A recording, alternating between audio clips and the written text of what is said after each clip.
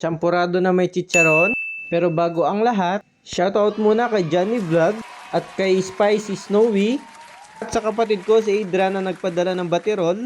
Lutuin na natin ang champurado na may chicharon. Sheesh! Napakaangas! Bale, nagpakulo muna tayo ng tubig. Isunod na natin ilagay ang malagkit natin, tapos nilagyan din natin ng asin at sinunod na natin ang 4 na pirasong batirol. Tapos, mekos-mekos lang natin.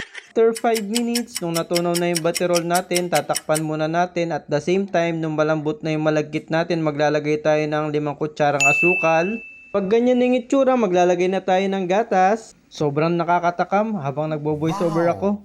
Pag umabot na po kayo sa punto ng video na to, comment down below para may shoutout ko po kayo. Maraming salamat po. Sana may natutunan kayo. At nandito na tayo sa exciting part. Ikiman time. Champurado na machicharon. Okay naman. Nagko-compliment naman yung lasa. Maraming salamat po. Paalam! Parang, ano tawag dito? Lugaw. Anak ka ng